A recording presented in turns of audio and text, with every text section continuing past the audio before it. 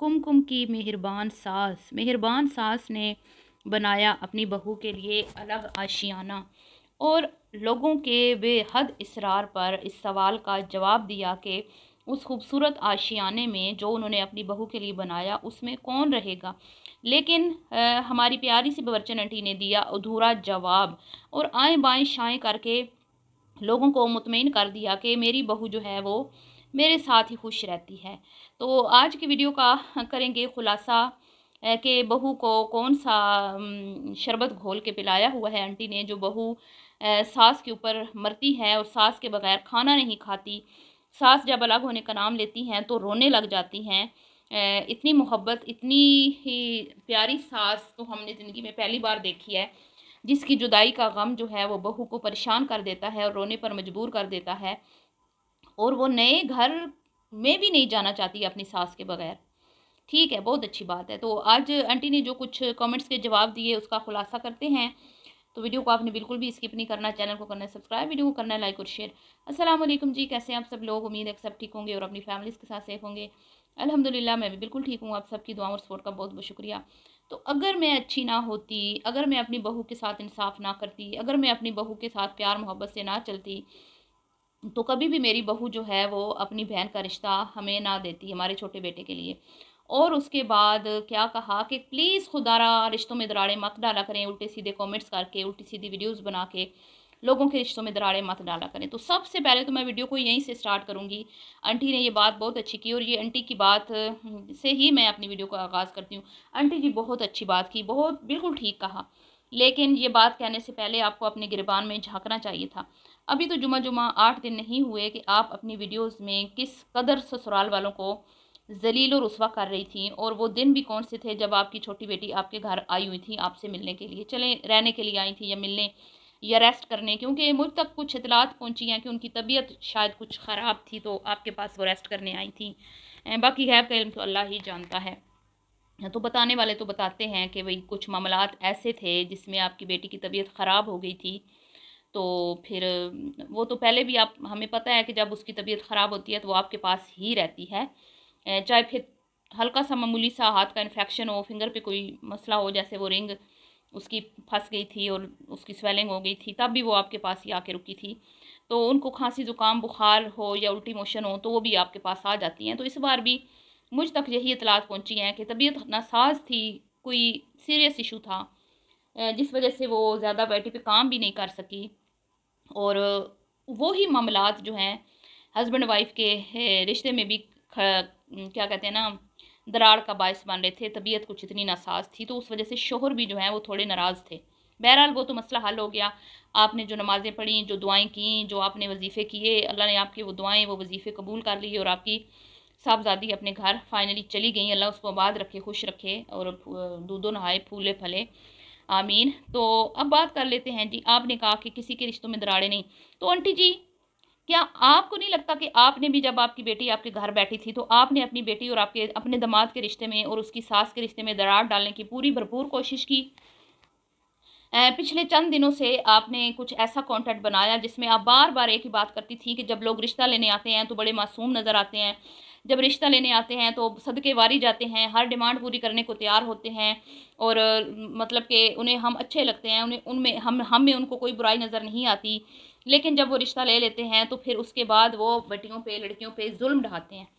और हीरे जैसी लड़कियां, कमाने वाली लड़कियां, खूबसूरत हसीन लड़कियां, इस टॉपिक में मैंने वीडियोज़ भी बनाई थी 2-3, उनको ही नाकदरी करते हैं और उनके साथ नाइंसाफ़ियाँ करते हैं और उनके जब बच्चे हो जाते हैं फिर भी उनके साथ उन पे जुल्म सितम ढाते हैं। ठीक है, तो ये तो आपने की और कई बार आपने अपनी वीडियोज़ में ये कहा कि भई सास का काम है कि बहू को थोड़ा-सा एप्रिशिएट कर दे, बहू खिला रही है पका के। तो हमारे यहाँ तो ये रिवाज है कि हम अपनी बहू को कुछ न कुछ दे दिला देते हैं। जब हमारी कुमकुम हमें पका के खिलाती थी शुरू-शुरू में तो हम उसको एप्रिशिएट करते थे और मेरे हस्बैंड जो हैं वो उसको कोई ना कोई इनाम में पैसे वगैरह दे देते थे। इससे क्या होता था कि बहू हमारी खुश हो जाती थी और हमारी फिर और ज़्यादा खिदमत करती थी, हमारी खिदमत में कोई कसर नहीं छोड़ती थी। एक तरफ तो आप ये बात करती हैं, दूसरी तरफ आप कहती हैं कि हम तो अपनी बहू से काम लेते ही नहीं हैं। हम तो अपनी बहू को कहते हैं तुम्हारी मर्ज़ी है तो भैया कर लो, वरना तो मैं खुद ही कर लूँगी, अल्लाह ने मुझे ताकत दी है, मेरे जो है हाथ पाँव सलामत हैं। ठीक है। और इधर आप अपनी मतलब कि जब आप अपनी वीडियोज़ में ये बातें करती हैं, तो आप रिश्तों में दरार नहीं डलवाती? क्या आपकी बातें आपकी समधनों को बुरी नहीं लगती होंगी? आपकी जो 2 अदद बेटियाँ हैं, चलो एक की तो सौतेली सास है, उसको तो कोई फ़र्क नहीं पड़ता, उसने तो कभी आपकी बेटी की लाइफ़ में इंटरफेरेंस की ही नहीं है। वो तो अपना खाती है, अपना पकाती है, अपना उसका एक अलग ही लाइफ़स्टाइल है, उसका अपना ही एक अलग ही सिस्टम है। लेकिन जो आपकी छोटी बेटी की सास है, जिसका आपकी बेटी वैसे तो सेपरेट है, लेकिन दरवाज़े पे दरवाज़ा है। और अक्सर हमने देखा है कि वो कुछ ना कुछ पका के उनका बेटा जो है वो पकवाता है अपने माँ-बाप के लिए कि ये पकाओ अम्मी लोगों के लिए। तो शायद आपके दिल में अरमान था कि मेरी बेटी उनको गर्मी में किचन में खड़े होके पका के, अभी पिछले दिनों भी उसने बिरयानी खिलाई थी ईद के दिनों में, तो कोई एप्रिसिएशन नहीं मिलती, कोई दाद नहीं देता, कोई इनाम नहीं देता। आपको तो आपने दरार नहीं डलवाई। आपने जो कहा कि भई मेरे शौहर जैसा हर किसी को दामाद मिले, तो आपने अपनी बेटी और आपके दामाद के रिश्ते में दरार नहीं डलवाई। कि आपका दामाद वो वीडियो आपकी देखेगा तो वो तो यही कहेगा कि तुम्हारी माँ मुझे सुना रही है। तुम्हारी माँ ये चाहती है कि तुम्हारे बाप की तरह मैं भी तुम्हारी माँ की जूतियाँ सीधी करूँ, मैं भी तुम्हारी माँ के तलवे चाटूँ, तुम्हारी माँ के पाँव धो-धो के पीऊँ, ठीक है? तो मैं तो ऐसा नहीं करूँगा। वो तो अगर आपने आपने तो वैसे कहा ना खुशी में, क्योंकि आपके हस्बैंड ने तो हमेशा आपकी हाँ में हाँ मिलाई है। आपने उनको जो कहा उन्होंने वो किया। तो आपने तो अपनी खुशी का इज़हार किया, लेकिन आपको नहीं लगता कि आपने उनके रिश्ते में दरार डलवाई है? आपके दामाद को ये बात बहुत बुरी लगेगी, क्योंकि लगनी भी चाहिए। तो ये तो आपने तो पिछले दिनों चक दे फटे किया हुआ है। कभी आपकी वीडियो में कमेंट्स आ जाते हैं आपकी बड़ी बेटी की वीडियो में कि शौहर ने ईद वाले दिन मारा, तो जब आपकी अपनी छोटी बेटी की ईद वाले दिन अपने हस्बैंड से ताल्लुकात जो हैं वो कुछ गड़बड़ लगते हैं, उधर से आपकी बड़ी बेटी इस तरह की वीडियो डालती है, तो आपको नहीं लगता कि आपका कंटेंट भी लोगों के रिश्तों में दरार डलवाता है? या फिर खाली कमेंट्स दरार डलवाते हैं, जो कि कमेंट्स तो सिर्फ आपकी वीडियो पे होते हैं, आपकी वीडियो पे होते हैं तो आप ही पढ़ते हैं, कोई दूसरा तीसरा चौथा तो कम ही पढ़ता होगा ना। लेकिन आपके जो अल्फाज होते हैं, आपकी जो बातें होती हैं, वो तो हर कोई सुन लेता है, वीडियो तो हर कोई देख लेता है, आपके दामाद भी देखते होंगे, आपकी समधन भी देखती होंगी, और फिर बाकायदा ऊपर आप टाइटल भी लगाती हैं। तो जब आप कोई भी टॉपिक लेके आती हैं, तो उससे पहले थोड़ा अपना मुहासबा कर लिया करें, अपना थोड़ा गिरबान में झाँक लिया करें कि मैंने तो क्या इस तरह की कोई काम नहीं किए हुए कि मैं दूसरों के ऊपर जब तनकीद करने बैठूँ, तो मुझे ये ना हो, शर्मिंदगी हो कि ये काम तो मैंने खुद किए हुए हैं। ठीक है जी, ये तो हो गया जवाब इस चीज़ का कि लोग रिश्तों में दरार डलवाते हैं। तो आपके रिश्ते इतने कमज़ोर हैं कि लोगों के कमेंट से या रिएक्शन वीडियो से उनमें दरारें पड़ जाती हैं। मुझे तो ये समझ नहीं आती। आपको पता नहीं है कि आप एक यूट्यूबर हैं, आप सोशल मीडिया पे काम करते हैं और आप पे लोगों ने हर तरह का रिएक्शन देना है कमेंट्स के ज़रिए, वीडियोज़ के ज़रिए, तो आपके रिश्ते इतने कच्चे हैं कि उनके उनकी वजह से आपकी दरारें पड़ जाती हैं। आपकी बहू और आपके रिश्ते में तो आज तक कोई भी कमेंट या कोई भी वीडियो बनाने वाली दरार नहीं डाल सकी। बकौल आपकी आपने कहा कि मेरी बहू जो है अलहदा होने के नाम पर रोने लग जाती है और वो कहती है मैं तो आपके बगैर खाना भी नहीं खाती, मैं तो आपके बगैर रह ही नहीं सकती, मेरे तो आपके बगैर गुजारा ही नहीं है। असल में गुजारा तो नहीं है उसका, वो बात बिल्कुल ठीक है, गुजारा ना आपके ना उसका है। आपकी बेटियां आपके घर क्यों आती हैं रेस्ट के लिए आपको पता है, लेकिन वो आपका साथ क्यों देती है? आपके काम की वजह से। आप यूट्यूब पे काम करती हैं, वो आपकी कैमरामैन बन के आपके साथ रहती है, आपके किचन में जब आप काम करती हैं आपकी हेल्प करवाती है, क्योंकि वो नहीं देख सकती कि आप इस उम्र में इतनी मेहनत मुशक्क़त कर रही हैं। तो यकीनन आप अपनी बहू के साथ अच्छी हैं, यकीनन अच्छी होंगी।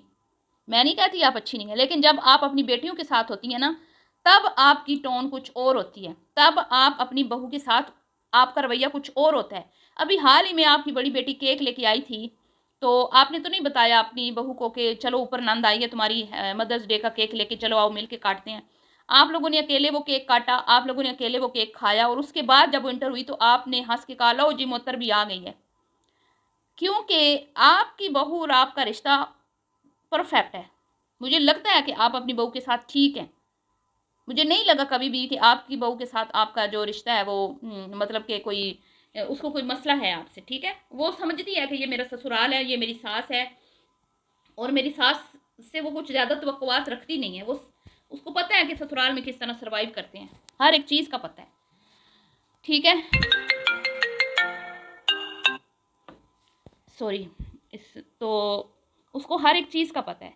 लेकिन आप कि जब बेटियां आपके साथ होती हैं, जैसे अभी शॉपिंग मॉल में आप गई हुई थी, तो आपने सब ने वो ब्रेसलेट पहना, एक कड़ा सा पहना, तो तब आपको अपनी बहू याद नहीं आई? जब आप अपनी बेटियों के साथ बाहर जाती हैं, तब ही आप ये क्यों कहती हैं कि मोहतर जो है वो अपने बच्चों के साथ या अपने हस्बैंड के साथ बिज़ी है? जब आपकी बेटियां आपके साथ नहीं होती ना, फिर आप दोनों सास बहुओं का फोकस एक दूसरे पे होता है और आप ठीक होती हैं, आपका आपस में ठीक है, प्यार मोहब्बत अच्छा, मतलब सही बॉन्डिंग। लेकिन आपने ये जो सवाल का जवाब दिया कि घर में कौन रहेगा कौन नहीं रहेगा, पहली बात तो ये कि आपकी बेटियों ने से आपने कंगने बनवाए बंधवाए, और वो ज़ाहिर बात है उनका भी उस घर में हिस्सा है, इस घर में भी उनका हिस्सा है और होना भी चाहिए, बेटियों का भी बराबर हिस्सा होना चाहिए, मतलब जो शरीयत के मुताबिक है। लेकिन ये घर दोनों आपके हैं, आपने साफ साफ क्यों नहीं बताया कि ये दोनों घर मेरे हैं और मेरी बहू जो है वो अलग कैसे रह सकती है, क्योंकि उसकी तो वो प्रॉपर्टी है ही नहीं, वो तो ये मुतालबा ही नहीं कर सकती कि मैं अलग रहना चाहती हूँ। ठीक है, वो तो तब अलग रहे ना कि प्रॉपर्टी उसकी हो, घर उसका हो, जब पैसा आपका, प्लॉट आपका, घर आपका, आप उसको कहेंगी भी तो वो तो कैसे रहेगी ना, कोई उसके नाम तो नहीं है ना प्रॉपर्टी। तो ऐसे कोई किसी के घर में नहीं रह सकता। आपका एहसान है कि आपने उनको अपने साथ रखा हुआ है, आप महान है कि आपने उनको ये भी कहा कि अगर नए घर में शिफ्ट होना चाहते हैं तो हो जाते हैं। आप महान है कि आपने उसकी बहन का रिश्ता लिया, बिल्कुल ठीक, आप बहुत अच्छी हैं, आपने उसको रखा हुआ है तो ही उसने अपनी बहन का भी रिश्ता लिया, आपके उसके साथ ताल्लुकात अच्छे हैं तो ही उसने अपनी बहन का रिश्ता लिया है। लेकिन फ़िलहाल उसका कुछ नहीं है, उसकी मजबूरी है आपके साथ रहने की। मिसाल के तौर पे मैं बात करती हूँ, मेरा बेटा है, जॉब करता है, मामूली सी कोई जॉब करता है, या किसी का भी मिसाल के तौर पे, वो अपना अलग घर अफोर्ड नहीं कर सकता, वो ना कंस्ट्रक्शन करवा सकता है, ना प्लॉट लेके, ठीक है, ना ही वो किराया अफोर्ड कर सकता है, तो उसने तो अपने अम्मा अब्बा के साथ ही रहना है उनके घर में। तो अब अम्मा अब्बा के साथ जब वो उनके घर में रहेगा तो जो मतलब कि उसको उनका ख्याल तो रखना पड़ेगा ना, उसकी बीवी को अपने सास ससुर की खिदमत भी करनी पड़ेगी, नंदों की खिदमत भी करनी पड़ेगी, सास के कहने पे भी, जो सास कहेगी उसके कहने के मुताबिक रहना पड़ेगा, तो फिर ही वो उसको खुशी खुशी अपने साथ रखेंगे ना, वरना तो वो कहेंगे कि तुम्हारी जो बीवी है ये तो हमारी किसी काम की नहीं है, भाई बेटा इसको लेके तुम साइड पे हो जाओ, हमारा इसके साथ गुजारा नहीं है। तो आप अच्छी हैं ना, तो आपको सामने से दुगना जो है वो रिस्पॉन्स मिल रहा है। मैं ये नहीं कहती आप बुरी हैं, आप अच्छी हैं, आप उसको ठीक है, आपने उसको अच्छे से रखा हुआ है, इसीलिए उसने दूसरी बहन का रिश्ता लिया, लेकिन वो आगे सामने से आपको दुगना रिस्पॉन्स दे रही है, आपसे एक कदम बढ़ के आपके साथ चलती है, क्योंकि उसकी अपनी कोई जायदाद प्रॉपर्टी फ़िलहाल नहीं है, ना वो अपना घर बना सकती है, ठीक है? तो बात तो तब थी ना कि ये घर जो है वो होता मुअत्तर का, और आप कहती कि मुअत्तर अलग हो जाओ, और उस टाइम मुअत्तर कहती कि नहीं जी, नहीं, नहीं अम्मी जी मैं अलग नहीं होना चाहती, मैं तो आपके साथ रहना चाहती हूँ, मैं तो अपने घर में अलग नहीं जाना चाहती, और अगर मैं अपने घर में जाऊँगी तो आपको साथ लेके जाऊँगी। ठीक है आंटी जी? तो ताली दोनों हाथों से बजती है, अगर आप अच्छी हैं तो वो भी अच्छी है। चलिए जी, मिलती हूँ नेक्स्ट वीडियो में।